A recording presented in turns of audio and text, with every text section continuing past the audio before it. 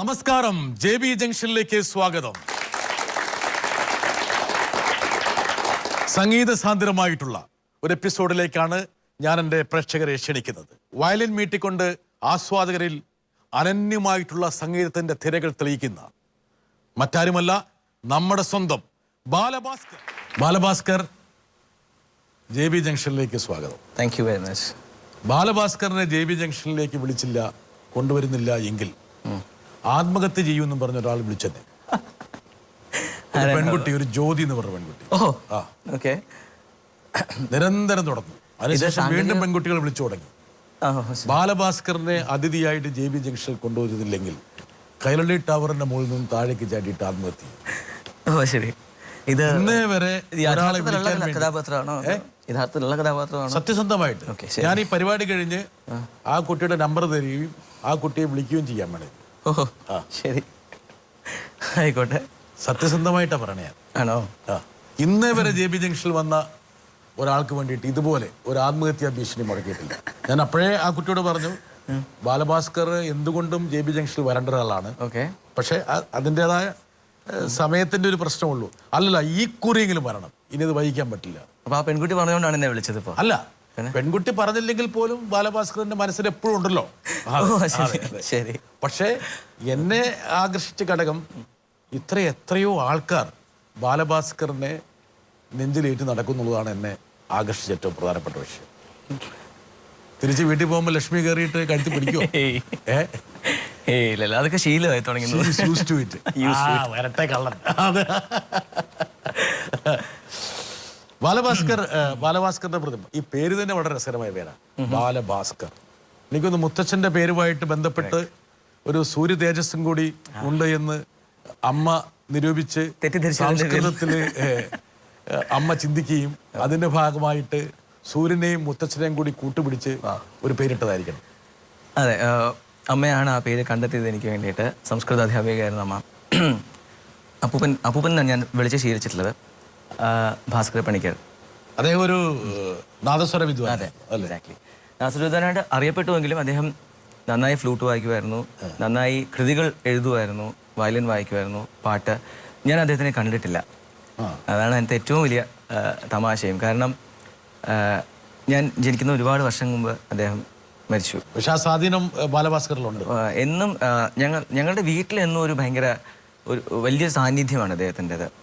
ഉറച്ചൊരു സാന്നിധ്യമുണ്ട്, ശക്തമായൊരു സാന്നിധ്യം. കാരണം ഇപ്പോൾ അദ്ദേഹത്തിനെ കുറിച്ചുള്ള കഥകളായാലും എങ്ങനെയുള്ള എത്രയും സാത്വികനായൊരു മനുഷ്യനായിരുന്നു അദ്ദേഹം എന്നുള്ള കഥകൾ, അദ്ദേഹത്തിന് സംഗീതത്തിനോടുള്ള ഭ്രാന്ത്, അങ്ങനെ വേണം പറയാൻ. അത്രയ്ക്കും സ്ട്രോങ് ആയിട്ടുള്ള ലവ് ടുവേർഡ്സ് മ്യൂസിക്, അങ്ങനെയുള്ള കഥകൾ കേൾക്കുമ്പോൾ അദ്ദേഹം ഒരു ഹീറോയിസം ഉണ്ട് അദ്ദേഹത്തിനെ കുറിച്ച്. ഞങ്ങളുടെ കാണാത്ത മുത്തശ്ശൻ ഒരു പക്ഷേ താങ്കളുടെ മനസ്സിലെ ഏറ്റവും വലിയ ഹീറോയാണ്. തീർച്ചയായിട്ടും. നമുക്ക് അദ്ദേഹത്തിന്റെ സ്മരണയ്ക്ക് വേണ്ടിയിട്ട് ഒന്ന് വയലിനൊന്ന് പിടിച്ചാലോ? നമുക്ക്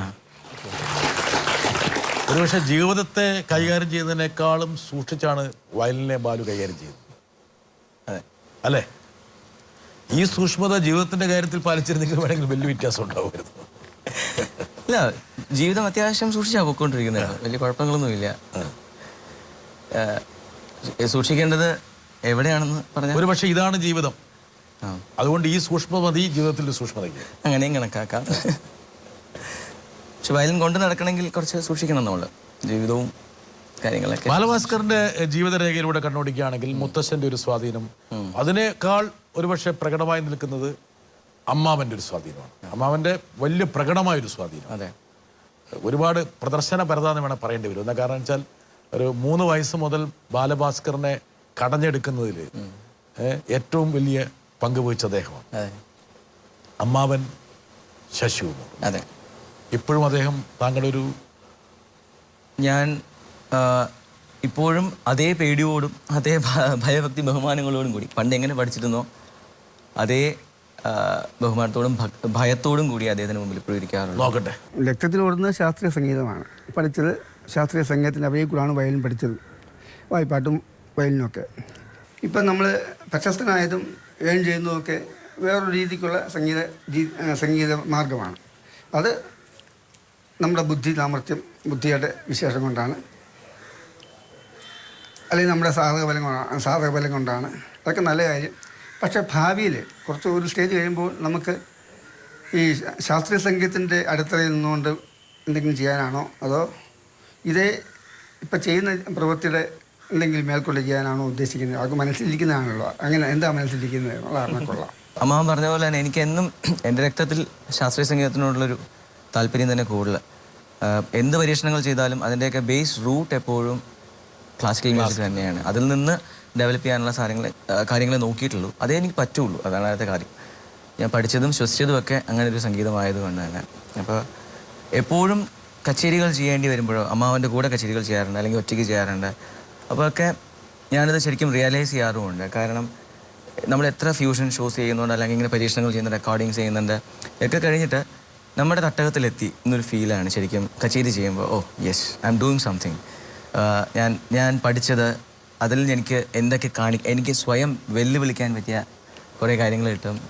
അത് ശരിക്കും എന്നെ തന്നെ ഞാൻ പരീക്ഷിക്കുന്ന ഒരു സമയമാണത്. ശരിക്കും ഞാൻ എന്ത് പഠിച്ചിട്ടുണ്ട്, എനിക്കെന്താ പറ്റുക എന്നുള്ളതിനെക്കുറിച്ച് ഞാൻ ശരിക്കും ചിന്തിക്കുന്ന ഒരു സമയം ഞാൻ കച്ചേരി ചെയ്യുന്ന സമയമാണ്. 12ാം വയസ്സിൽ കച്ചേരി നടത്തി. അതെ, ചെറിയ പ്രായത്തിലെ ബാലഭാസ്കർ പിച്ച വെച്ചു. ഒരുപാട് ആൾക്കാർ മടിച്ചു നിൽക്കുന്ന പ്രായത്തിലാണ് ബാലഭാസ്കർ വലിയ വലിയ ഉയരങ്ങളിലേക്ക് കയറിയത്. അമ്മാവൻ്റെ ഒരു സ്വാധീനമായിരുന്നു. തീർച്ചയായിട്ടും. നേരത്തെ പറഞ്ഞില്ലേ, അമ്മാവൻ, അപ്പൂപ്പൻ്റെ കഥകൾ, അമ്മാവൻ, അമ്മ, വീട്ടിലെ എല്ലാവരും സംഗീതവുമായിട്ട് ബന്ധപ്പെട്ട ആൾക്കാരാണ്. എല്ലാവരും പാടും, വായിക്കും, വയലിൻ വായിക്കും, ഫ്ലൂട്ട് വായിക്കുന്ന ആൾക്കാരുണ്ട്. കൊച്ചുമാവനൊക്കെ ഫ്ലൂട്ട് വായിക്കും. എല്ലാവരും സംഗീതമായിട്ട് ബന്ധപ്പെട്ട് തന്നെ അത് കൊണ്ടു നടക്കുന്ന ആൾക്കാരാണ്. അതിനെ ഒരുപാട് ബഹുമാനിക്കുന്ന.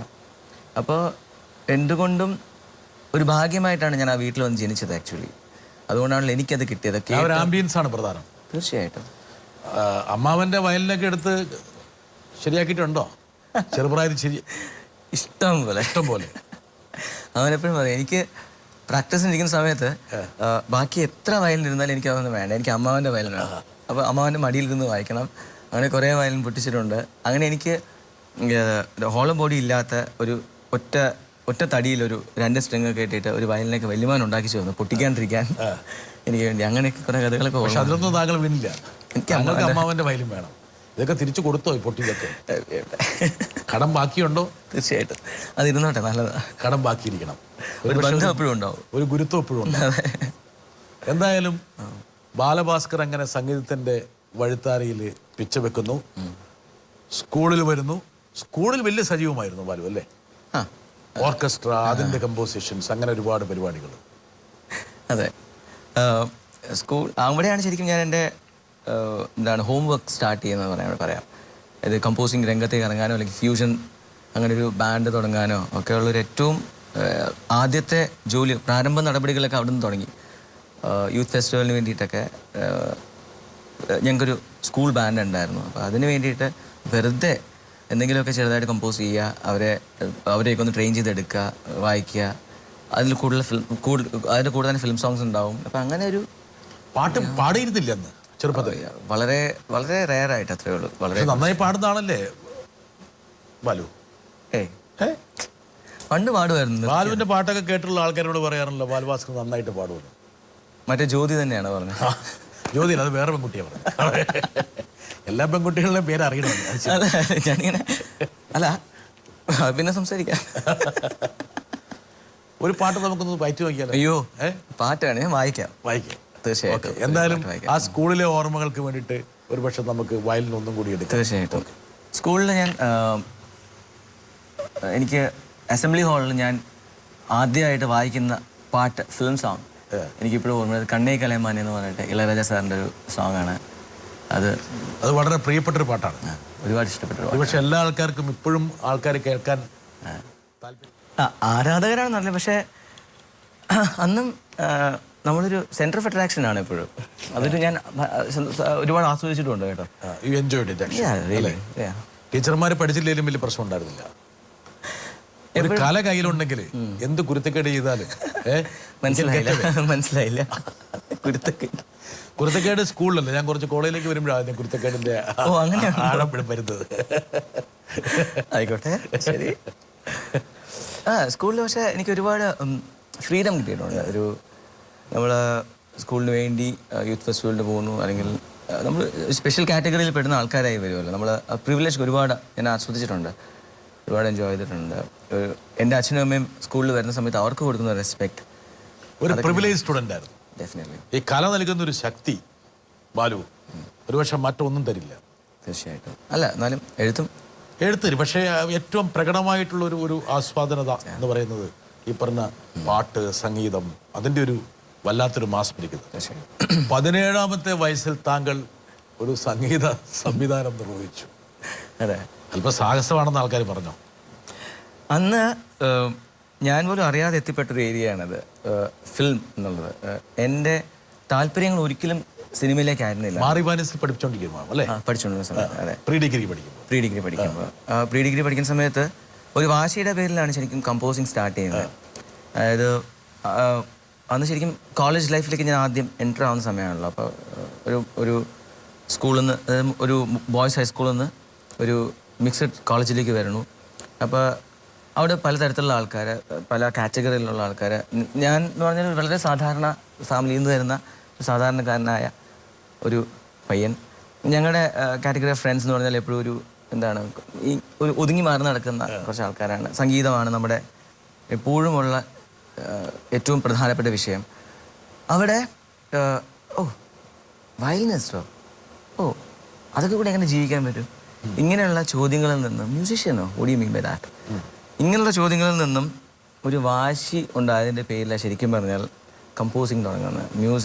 മ്യൂസിക് കൊണ്ട് ജീവിക്കണം, മ്യൂസിക് കൊണ്ട് ജീവിച്ച് കാണിക്കും എന്നുള്ളൊരു വാശി ഉണ്ടായിരുന്നു. ഒരു വാശി. അതായത് 17-ാമത്തെ വയസ്സിൽ ഗാനഗന്ധർവനെ വെച്ചിട്ട് ഒരു പാട്ട് ചെയ്യുക എന്ന് പറഞ്ഞാൽ ഒരുപക്ഷെ യേശുദാസുമാണെങ്കിൽ അന്താളിച്ചിട്ടുണ്ടാവും. അയ്യോ, ഭയങ്കര കാര്യമായിരുന്നു അദ്ദേഹത്തിന്. ഞാൻ പറഞ്ഞില്ല, ഞാൻ സിനിമയിൽ എൻട്രി എന്ന് പറഞ്ഞത് തന്നെ ഞാൻ പ്രതീക്ഷിക്കാൻ സംഭവിച്ചതാണ്. ആൽബം ചെയ്യണം എന്ന് പറഞ്ഞാൽ ചെയ്തത്. ആരാണ് താങ്കളുടെ അടുത്ത് ഈ പ്രപ്പോസലായിട്ട് വന്നത്? പ്രപ്പോസലായിട്ട് വന്നതല്ല, അതിങ്ങനെയാണ് സംഭവിച്ചത്.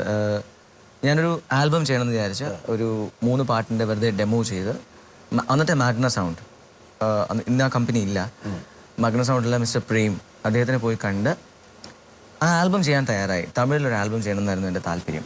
അങ്ങനെ അതിൻ്റെ വർക്ക് നടക്കുന്ന സമയത്ത് മംഗല്യപ്പലക്ക എന്ന് പറഞ്ഞ സിനിമയിലെ ഡയറക്ടർ, പ്രൊഡ്യൂസറൊക്കെ അവർ മാഗ്ന സൗണ്ടുമായിട്ടൊരു ഡീലെത്തുന്നുണ്ടായിരുന്നു അവരുടെ ഫിലിമിന് വേണ്ടിയിട്ട്. അപ്പോൾ ഈ വർക്കും അവർ കേട്ടു. അപ്പോൾ അവർക്ക് അത് സിനിമയിൽ എടുക്കണം താല്പര്യം തോന്നി. അങ്ങനെയാണ് എൻ്റെ സിനിമയിലേക്കുള്ള എൻട്രി. അത് ഞാൻ പ്ലാൻ ചെയ്ത് എനിക്ക് എൻ്റെ പൂർണ്ണമായ താല്പര്യത്തിലായിരുന്നു വെച്ചാലല്ല, പിന്നെ അതിൻ്റെ ഒഴുക്ക്. പക്ഷെ അത് വലിയൊരു ബ്രേക്കായിരുന്നു. തീർച്ചയായിട്ടും. ഒരുപക്ഷെ ബാലുവിന് ജീവിതത്തിൽ കിട്ടാവുന്ന ഏറ്റവും വലിയൊരു എന്താ പറയുക, വലിയൊരു പ്രചോദനം. അതായത് ഈ വയസ്സിൽ ഇങ്ങനെ സിനിമയിലേക്ക് വരാൻ കഴിയും എന്നുള്ളത് തെളിയിച്ചു കൊടുത്തു. കോളേജിൽ അപ്പോഴേക്കും താങ്കളുടെ സ്റ്റേച്ചർ ഉയർന്നോ? ഒബ്വിയസ്ലി. അത് കോളേജിൽ മാത്രമല്ല, പറഞ്ഞ എനിക്ക് ഫീൽഡിൽ കുറച്ച് ആൾക്കാർ അറിഞ്ഞു തുടങ്ങി. ഈ പറഞ്ഞ ഏറ്റവും പ്രായം കുറഞ്ഞ സംഗീത സംവിധായകൻ എന്നുള്ളൊരു പേര് വന്നപ്പോൾ അത് പോസിറ്റീവായിട്ടും നെഗറ്റീവായിട്ടും ബാധിച്ചിട്ടുണ്ട്. നെഗറ്റീവായിട്ട് ബാധിക്കാന്ന് വെച്ചാൽ മറ്റു പല ആൾക്കാർക്ക് അസ്കതി ഉണ്ടാക്കിയത് അത് ഒബ്വിയസ്ലി ഉണ്ടാകുന്നൊരു കാര്യമാണ്, നമ്മളത് നോക്കുന്നില്ല. പക്ഷെ അല്ലാതെ വെച്ചാൽ ഒരു പക്ഷേ നമ്മൾ ആ ഒരു ഒഴുക്കിൽ പെട്ട് കഴിയുമ്പോൾ നമ്മുടെ ഒരു ഗോഡ് ഫാദർ ഇല്ലാണ്ട് എത്തിപ്പെടുക ഒരു സ്ഥലത്ത്, അല്ലെങ്കിൽ ഫിലിമിൽ എത്തിപ്പെട്ടത്. അപ്പോൾ അവിടെ ഒരു പക്ഷേ നമ്മൾ പ്രതീക്ഷിക്കാത്ത തീരുമാനങ്ങൾ, നമ്മൾ ഒട്ടും വിചാരിച്ചിരിക്കാത്ത തീരുമാനങ്ങൾ എടുക്കേണ്ടി വരും. ഒരുപാട് കോംപ്രമൈസ്ഡ് ആയിട്ടുള്ള ലെവലിൽ വർക്ക് ചെയ്യേണ്ടി വരുന്ന കാര്യങ്ങൾ. ഞാൻ അതിലേക്ക് വരാം. എന്താ വെച്ചാൽ എനിക്ക് അതിന്റെ മുകളിൽ കുറച്ചൊന്ന് കിളക്കേണ്ടതുണ്ട്. കാര്യം നോക്കി വെച്ചിട്ടുണ്ട്. ശരി. അങ്ങനെ ആൽബംസിന്റെ മേഖലയിലേക്ക് വരുന്നു, ബാൻഡ്, ഒരുപക്ഷെ ഈ പറഞ്ഞ ഫ്യൂഷൻ, ഒരുപാട് കാര്യങ്ങൾ. പഠിത്തം ഒഴിച്ച് ബാക്കിയെല്ലാം താങ്കൾ മനോഹരമായിട്ട് അവിടെ ചെയ്തു. പഠിത്തം അത്യാവശ്യം ചെയ്യുമായിരുന്നു. ആർട്സ് സെന്ററിൽ പോയി. ഞാൻ പഠിച്ചത് BA എടുത്ത് സാൻസ്ക്രിറ്റിലായിരുന്നു. MA സാൻസ്ക്രിറ്റ്. അമ്മയുടെ ഒരു സ്വാധീനം അവിടെ വന്നു. അമ്മ എല്ലാവർക്കും ഭാഷ ഭയങ്കര കാര്യമായിരുന്നു. അവരൊക്കെ നന്നായിട്ട് എഴുതുന്ന ആൾക്കാരാണ്. ഒരുപക്ഷെ ശാസ്ത്രീയ സംഗീതത്തിന് ഗുണകരമായിരിക്കും ആ ഭാഷ. തീർച്ചയായിട്ടും. ഒരുപാട്. അതല്ലെങ്കിൽ പരീക്ഷ, ആരോ പറഞ്ഞ പരീക്ഷയുടെ സമയത്തെങ്കിലും അമ്മ ഒന്ന് സഹായിച്ചിട്ട് അത് ജയിക്കും എന്നുള്ളൊരു തോന്നലാണോ ഉണ്ടായത്? ഇത് രണ്ടും ഉണ്ടെന്ന് വെച്ചോളൂ. രണ്ടും ഉണ്ട്. അതാണ്, ക്ലാസ് ഒന്നും അറ്റൻഡ് ചെയ്തില്ലെങ്കിലും അവസാന കഴിക്ക് അമ്മ എങ്ങനെയെങ്കിലും ഒക്കെ 4 വാരം പറഞ്ഞത്. അല്ല, പക്ഷെ വലിയൊരു കഥയുണ്ട് കേട്ടോ. അതായത് എൻ്റെ അമ്മാവന് ഭയങ്കര താല്പര്യം, ഞാൻ സയൻസ് ഗ്രൂപ്പ് എടുത്ത് പഠിക്കണമായിരുന്നു, അങ്ങനത്തെ ഒരു മേഖലയിലേക്ക് പോകണം എന്നുള്ളതായിരുന്നു. വയലിൻ വേണം, മ്യൂസിക് വേണ്ട എന്നല്ല, അതിരിക്കുമ്പോൾ തന്നെ പക്ഷെ വേറൊരു പ്രൊഫഷൻ വേണം. കാരണം വെച്ചാൽ അദ്ദേഹത്തിന് ഇതിനകത്തുള്ള പാരകളൊക്കെ നന്നായിട്ട് അറിയാം, ഒരുപാട് കണ്ടതാണ്, ഒരുപാട് അനുഭവിച്ചിട്ടുണ്ട്. അപ്പോൾ അദ്ദേഹത്തിന് ഞാനത് അനുഭവിക്കണം എന്ന താല്പര്യം ഉണ്ടായിരുന്നില്ല. അപ്പോൾ അതുകൊണ്ട് തന്നെ പക്ഷേ ഞാൻ 10ാം ക്ലാസ്സൊക്കെ ആയപ്പോൾ അത്യാവശ്യം നന്നായി പഠിച്ചു കേട്ടോ, എന്തുകൊണ്ടാണെന്ന് എനിക്കറിയില്ല. അങ്ങനെ ഞാൻ മെറിറ്റിൽ എനിക്ക് സെക്കൻഡ് ഗ്രൂപ്പ് കിട്ടി. ഞാൻ ഫസ്റ്റ് ഡേ ഞാൻ ക്ലാസ്സിൽ പോകുന്ന സമയത്ത് ആദ്യത്തെ പീരീഡ് ബയോളജിയാണ്, സെക്കൻഡ് പീരീഡ് ഫിസിക്സുമാണ്. ബയോളജി ഒന്നും മനസ്സിലായില്ല, ഫിസിക്സ് ഒന്നും മനസ്സിലായില്ല എന്ന് പോലും മനസ്സിലായില്ല. അത്രയ്ക്ക് കടുത്തുപോയി. വെച്ചാൽ ഞാനൊരു മലയാളം മീഡിയം സർക്കാർ സ്കൂളിൽ പഠിച്ച് വന്ന ഒരാളാണ്. അപ്പോൾ അവിടെ പോയിട്ട് ഞാൻ പറഞ്ഞില്ല, എനിക്ക് പെട്ടെന്ന് ഒന്നും ഉൾക്കൊള്ളാൻ പറ്റാത്ത എന്തൊക്കെയോ കാര്യങ്ങൾ ആരൊക്കെയോ ഒന്ന് പറഞ്ഞിട്ട് പോയി. ഇതൊക്കെ എന്തിനാണ് ഈ പറഞ്ഞതെന്നോ ആരോടാണ് ഈ പറഞ്ഞതെന്നോ ഉള്ളൊരു കൺഫ്യൂഷനിലായിരുന്നു ഞാൻ. തിരിച്ച് ഞാൻ വീട്ടിലെത്തിയിട്ട് ഫസ്റ്റ് ഡേ തിരിച്ച് അച്ഛൻ്റെ അടുത്ത് പറഞ്ഞു, എനിക്ക് സംഗീതമാണ് എൻ്റെ ഏറ്റവും ഇഷ്ടമുള്ളൊരു കാര്യം. അപ്പോൾ അത് അച്ഛൻ എപ്പോഴെങ്കിലും ഞാനത് കൊണ്ടു നടക്കണം താല്പര്യം തോന്നിയിട്ടുണ്ടെങ്കിൽ ദയവ് ചെയ്ത് നമുക്കിത് ഇതിനകത്ത് നിന്ന് ഒഴിവാക്കാം നമുക്ക്. അന്ന് അച്ഛൻ പറഞ്ഞത് ഞാൻ പല സ്ഥലത്തും പറഞ്ഞിട്ടുണ്ട്. അച്ഛൻ പറഞ്ഞ ഒരു എന്നെ സംബന്ധിച്ചുള്ള വേദവാക്യം എന്ന് പറയാൻ പറ്റുന്ന ഒരു കാര്യമുണ്ട്. അച്ഛൻ പറഞ്ഞത്, മോനെ നീ ഫിസിക്സ് പഠിച്ചതുകൊണ്ട് നിനക്കും ഗുണമില്ല ഫിസിക്സിനും ഗുണമില്ല, രണ്ടാൾക്കും ഗുണമില്ല, ഫിസിക്സിനും ഗുണമില്ല നിനക്ക്, പിന്നെ വേണ്ട വിട്ടുകള. അറ്റ്ലീസ്റ്റ് നിനക്ക് താല്പര്യമുള്ളൊരു കാര്യം ചെയ്താൽ നിനക്കെങ്കിലും സന്തോഷം ഉണ്ടാവും. മ്യൂസിക്കിന് ഗുണമുണ്ടായില്ലെങ്കിലും നമുക്ക് മനസ്സിന് സന്തോഷം. അപ്പോൾ gone you should carry on with music. അങ്ങനെ ഒരു തീരുമാനം അന്ന് എടുക്കാൻ എൻ്റെ അച്ഛനും അമ്മയും സഹായിച്ചു എന്നുള്ളതാണ് എൻ്റെ ലൈഫിലെ ടേണിംഗ് പോയിന്റ് എന്ന് ഞാൻ പറയും. കോളേജിൻ്റെ അറ്റ്മോസ്ഫിയർ ആരോ പറഞ്ഞാൽ ഒരു ബോയ്സ് സ്കൂളിൽ നിന്ന് ഒരു മിക്സ്ഡ് കോളേജിലേക്ക് എത്തുന്നു. സംഗീതം കയ്യിലുണ്ട്, വയലിനുമുണ്ട്, മോശമല്ല, ഒരു ചുള്ളനാണ്. ഞങ്ങളുടെ ചുള്ളെന്നുള്ള വാക്കോട് ആൾക്കാരുടെ ആരാധന ഒക്കെ കൂടി ബാലഭാസ്കർ വേറൊരു തലത്തിലേക്ക് അങ്ങ് മാറി. You really started enjoying it. Confusion എന്ന് പറഞ്ഞ ബാൻഡിന് വേണ്ടി ഞാൻ ആദ്യം കമ്പോസ് ചെയ്യുന്ന പാട്ടാണ് കോളേജിലേക്ക് വേണ്ടിയത്. കൺഫ്യൂഷൻ അല്ലേ? Concentrated infusion. ഓക്കെ, അങ്ങനെയാണ് ഞങ്ങൾ അന്ന്. മറ്റുള്ള നമ്മൾ പെട്ടെന്ന് കേൾക്കുന്നവർക്കൊരു ആശയക്കുഴപ്പമല്ല, അത് ഒരു ആശയ വ്യക്തതയാണ്. അതെ തീർച്ചയായിട്ടും. അപ്പൊ അത് ഈ പാട്ട് ഞാൻ ലക്ഷ്മിക്ക് വേണ്ടി, അന്നത്തെ എന്റെ കാമുകി ഇന്നത്തെ എന്റെ ഭാര്യ. അന്ന് ഇത് പാടുന്ന സമയത്ത് ലക്ഷ്മി ഉണ്ടോ? അതാ മുഖത്ത് കാണാനുണ്ട്. കൈയൊക്കെ ഇങ്ങനെ എടുക്കുമ്പോഴൊക്കെ ഉണ്ടാവുന്ന അതിലാങ്കിളില്. അന്ന് പ്രണയം അങ്ങോട്ട് ഉച്ചസ്ഥായിലാണോ അതെയോ മുട്ടിട്ടുള്ളോ? ഉച്ചസ്ഥായിലാണ്. നമുക്ക് അങ്ങനെ മുട്ടിടലൊന്നുമില്ല. ഒറ്റ ടോപ്പ് ഗിയറിലേക്ക് പോയി. ഓക്കെ, അപ്പൊ അത് കഴിയിട്ടു. അങ്ങനെ കൺഫ്യൂഷന് വേണ്ടിയിട്ട് ബാലഭാസ്കർ എന്നുള്ള ചെറുപ്പക്കാരൻ പ്രണയത്തിന്റെ അതിലോലമായിട്ടുള്ള തന്ത്രികൾ മീട്ടി. ലക്ഷ്മിയുടെ കാര്യത്തിലും പ്രണയത്തിന്റെ കാര്യത്തിലും മാത്രം കൺഫ്യൂഷൻ ഉണ്ടായിരുന്നില്ല. തീർച്ചയായിട്ടും. എങ്ങനെയാ അവളെ കണ്ടെത്തി? ഞാൻ MA പഠിക്കുന്ന സമയമാണ് യൂണിവേഴ്സിറ്റി കോളേജിൽ. അപ്പോൾ എൻ്റെ ഒരു ഫ്രണ്ട് വന്നിട്ട് പറയുകയാണ്, ഷീസ് എ വെജിറ്റേറിയൻ. പുതിയൊരാൾ വന്നിട്ടുണ്ട് കോളേജിൽ. എനിക്ക് വെജിറ്റേറിയൻ പെൺകുട്ടികൾ എന്ന് പറഞ്ഞാൽ ഭയങ്കര താല്പര്യം വെച്ചാൽ എനിക്ക് അങ്ങനെയുള്ള ആൾക്കാരെ. ഇനി ഒരുപാട് പെൺകുട്ടികൾ വെജിറ്റേറിയൻ ആവാം, നല്ല കാര്യമല്ല. നിങ്ങളൊന്നും ആരെയും അയക്കരുട്ടാ. ഓക്കെ, അപ്പോൾ ഇനി നോൺ വെജിറ്റേറിയൻ നിർത്തുന്ന പെൺകുട്ടികളെ ലക്ഷ്മി ശ്രദ്ധിച്ചു തുടങ്ങും. അപകടത്തിൽ അടിയിക്കുന്നത്. ഓക്കെ, അപ്പോൾ ബാലഭാസ്കർ MA പഠിക്കുന്നു, ലക്ഷ്മി അവിടെ ഒരു MA വരുന്നു. ഒരേ ക്ലാസ്സിലാണ്? അല്ല, ആള് ഹിന്ദി ജൂനിയർ ആയിട്ട്. അല്ലല്ല, ആള് ഞാൻ MA ജോയിൻ ആവുന്നു എന്നുവെച്ചാൽ സെയിം ബാച്ച് ആണ്. പക്ഷെ ആള് ഹിന്ദിയും ഞാൻ സംസ്കൃതമാണ്. ഓക്കെ, അങ്ങനെയാണ്. ഹിന്ദി സംസ്കൃതം തമ്മിൽ പണ്ടേ ഒരു ബന്ധമുണ്ട്. അതെ, ഞാൻ പഠിച്ചില്ല, അവള് പഠിച്ചു. ഓക്കെ, അങ്ങനെ വരുന്നു. ഓക്കെ, അപ്പോൾ ഒരാൾ വന്ന് പറയുന്നു ഒരു സസ്യകാരിയായിട്ടുള്ള ലക്ഷ്മി എന്നുള്ള പേര് ഭയങ്കര ഇഷ്ടമാണ്. എല്ലാം ചേരുന്നുണ്ട്. അങ്ങനെ ലക്ഷ്മി വന്നു എന്ന് അറിയുന്നു. പക്ഷെ എത്രയോ കുട്ടികൾ വന്നിട്ടുണ്ടാവും. പക്ഷെ ഈ ലക്ഷ്മി വന്നു എന്നൊരു സുഹൃത്ത് വന്ന് പറയണമെങ്കിൽ എന്തായിരിക്കും? ആൾക്ക് എന്നെ കുറിച്ച് നന്നായിട്ട് അറിയാവുന്നതുകൊണ്ടാണ്. എന്റെ താല്പര്യങ്ങൾ ഒരു പക്ഷെ എനിക്ക് ലക്ഷ്മി എന്നുള്ള പേര് ഇഷ്ടമാണെന്നുള്ളത് ആ കുട്ടിക്ക് ആൾക്കറിയാം. ജോയ് എന്നാണ് ആളുടെ പേര്. ഈ പാട്ട് എഴുതിയ ആള്. ജോയ്ക്ക് എന്തായാലും ഈ പറഞ്ഞ പോലെ വേറെ സുഹൃത്തുക്കളൊക്കെ ഉണ്ടാകാം. അപ്പം ജോയിയുടെ ലക്ഷ്യം ബാലഭാസ്കറിനെ പറ്റുന്നൊരു കുട്ടിയെ കണ്ടെത്തുന്നുള്ള ഒരു പക്ഷേ ആയിരിക്കാം. എന്നെ ഒന്ന് ലോക്ക് ചെയ്തിടണം എന്നുള്ളത് തോന്നിയതാണ്. അവിദ്വാൻ ഇപ്പൊ എവിടെ ഉണ്ട്? അവിദ്വാൻ TV ചാനൽസിൽ ഒക്കെ ആയിട്ട് വർക്ക് ചെയ്യുന്ന ആളാണ്, റിപ്പോർട്ടറൊക്കെയാണ്.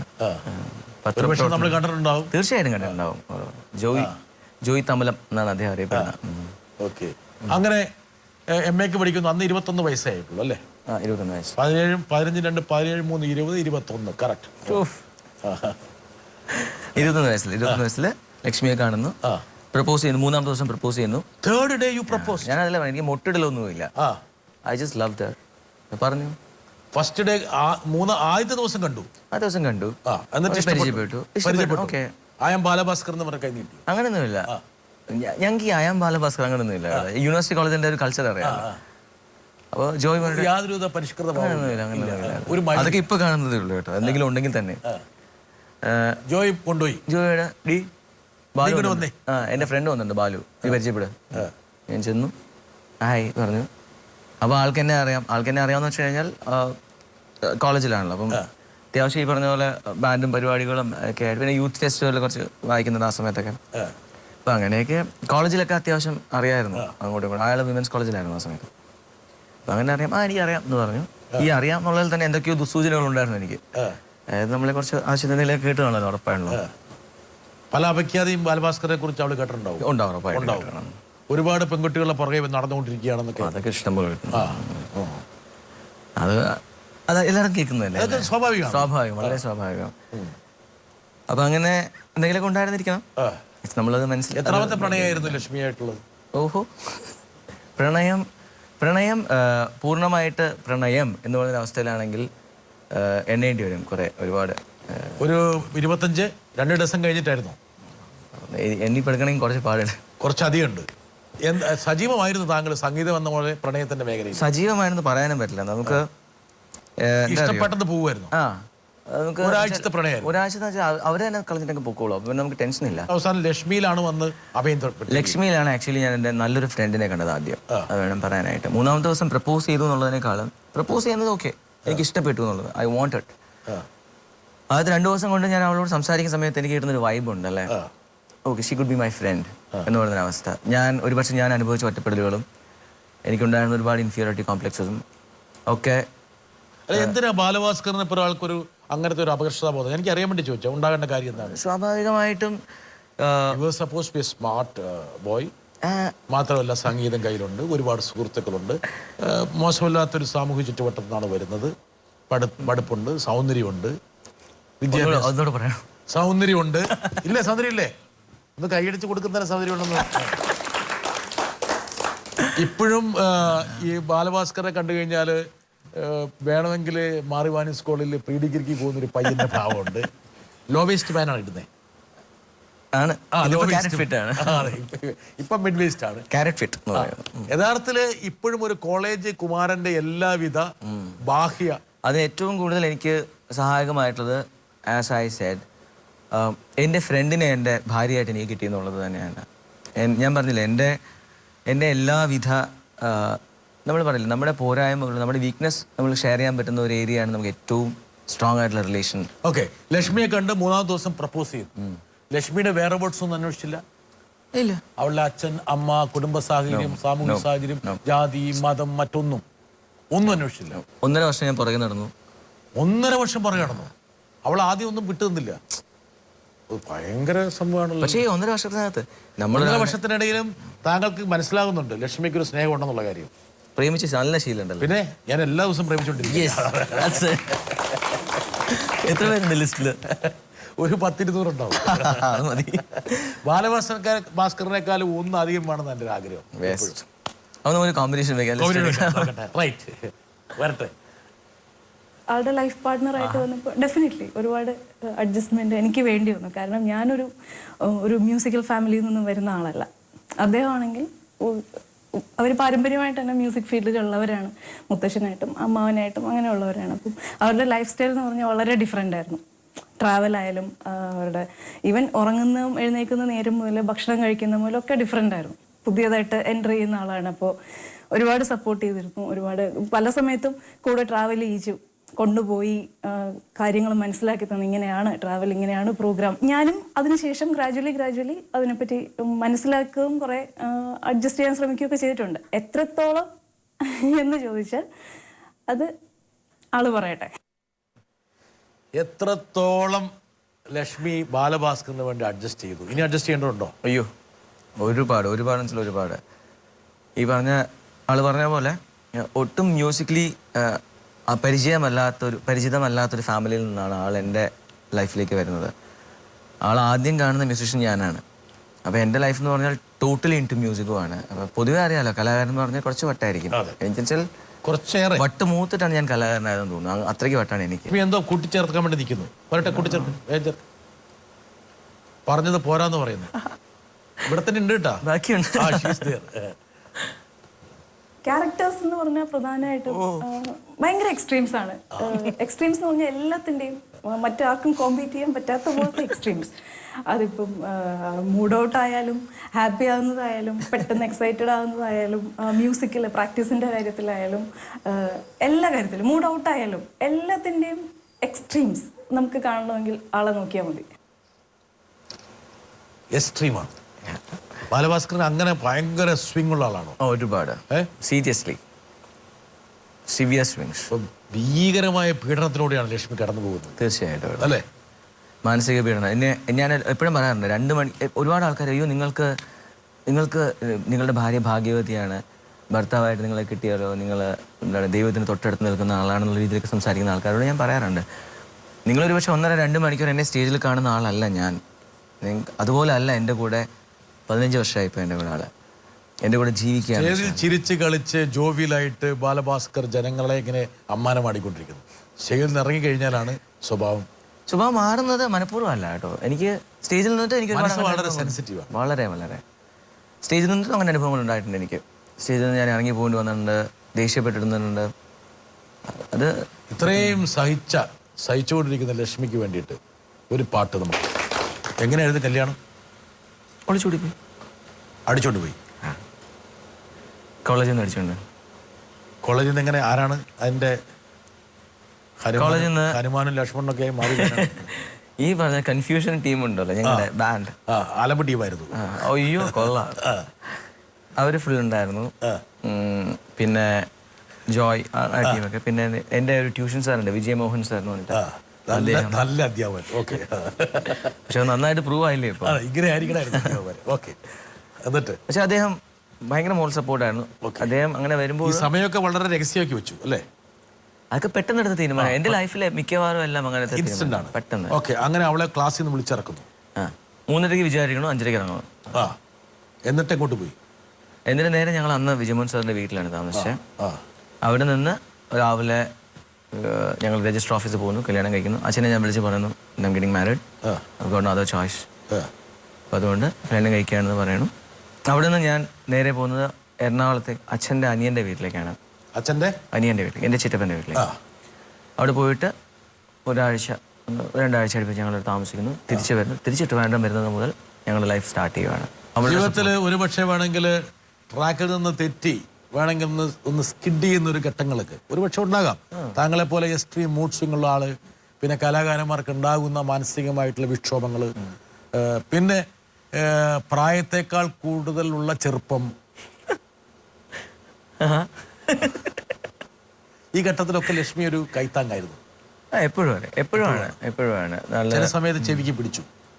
ഇല്ല, അതാണ് ഞാൻ അവളിൽ കാണുന്ന ഏറ്റവും വലിയ പോസിറ്റീവ് സൈഡും അത് തന്നെയാണ്. എനിക്ക് ഏറ്റവും കംഫർട്ട് ലെവൽ അവിടെയാണ് ലക്ഷ്മിയായിട്ട്. ഞാൻ ഇതുവരെ പോകുമെന്നും ഞാൻ ഇതുവരെ നിൽക്കുമെന്നും അവൾക്ക് നന്നായി അറിയാം. എത്ര SMS വരെ ബാലഭാസ്കർ അയക്കുമെന്നും എത്ര SMS വരെ ബാലഭാസ്കറിന്റെ ഇൻബോക്സ് കിട്ടുമെന്നും കണ്ടന്റ് എന്തായിരിക്കും നന്നായിട്ട് അറിയാം.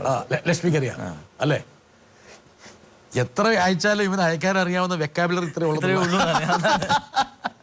ഇതുവരെയൊക്കെ പോകുന്ന പിന്നെ പോയാലും തിരിച്ചു വരുന്നു. അതുകൊണ്ട് കുഴപ്പമില്ല. ആരെങ്കിലും ഒരു വള്ളി കെട്ടി വിട്ടിരിക്കുക അല്ലേ? പൊക്കോ നീ വരും. അവസാനത്തെ വലി എന്റെയാണെന്നുള്ളതാണ്. ബാലഭാസ്കറിനെ പക്ഷേ സംഗീത ലോകം ഗൗരവമായി കണ്ടു തുടങ്ങി. ജീവിതത്തെ അല്പം ചപലമായിട്ടാണ് ബാലഭാസ്കർ വീക്ഷിച്ചതെന്ന് ബാലഭാസ്കറും തോന്നിയെങ്കിൽ പോലും, ഒരുപക്ഷെ വീട്ടുകാർ പോലും, അമ്മ പോലും മകൻ ഭയങ്കര ഡേഞ്ചറസ് ആയിട്ടുള്ള സോണിലാണ് പ്രവേശിച്ചതെന്ന് അവർക്ക് തോന്നിയെങ്കിൽ പോലും, റെക്കലെസ് ആയാണ് ലൈഫിനെ കാണുന്നതെന്ന് പലരും ഉപദേശിച്ചെങ്കിൽ പോലും, ബാലഭാസ്കർ സംഗീതത്തിൽ ഒന്ന് പിടിമുറുക്കി. ആദ്യമായി വേറെ ഉള്ളവർക്ക് വേണ്ടി എഴുതിയതാണോ എനിക്ക് സംശയം? ഞാനല്ല എഴുതിയത്, കുഴപ്പമില്ല. എഴുതിയ ആൾക്കാരോട് ചോദിക്കേണ്ടതാണ് ഇത് ചോദ്യങ്ങളൊക്കെ. ഇത് ഞാൻ നിനക്കായി ആദ്യമായൊക്കെ ഞാൻ ബാലഭാസ്കർ എഴുതി എന്ന് പറയുമ്പോൾ ബാലഭാസ്കറിന്റെ കമ്പോസിഷൻ ആണല്ലോ ഞാൻ പറയുന്നത്. അതെ അതെ അതെ. അത് ഇൻവേർട്ടർ കോമല്ലേ മനസ്സിലെഴുതുക എന്നുള്ളതാണല്ലോ. ഇല്ല ഞാൻ ഇതൊക്കെ കല്യാണത്തിന് മുമ്പുള്ള പാട്ടുകളാണ് ഇതൊക്കെ. പിന്നെ പക്ഷെ ഇതൊക്കെ വലിയ ഹിറ്റായി. നിനക്കായി ആദ്യമായി ഇതൊക്കെ ഈസ്റ്റ് കോസ്റ്റ് വിജയൻ ചേട്ടൻ എഴുതിയ വരികളാണ്. അതെ, ഈസ്റ്റ് കോസ്റ്റ് വിജയനുമായിട്ടൊരു അസോസിയേഷൻ. ഒന്നിനുമല്ലാതെ എന്തിനോ തോന്നിയൊരു ഇഷ്ടം എന്ന് പറഞ്ഞൊരു പാട്ട്, അത് ജേട്ടനാ പാടിയത്.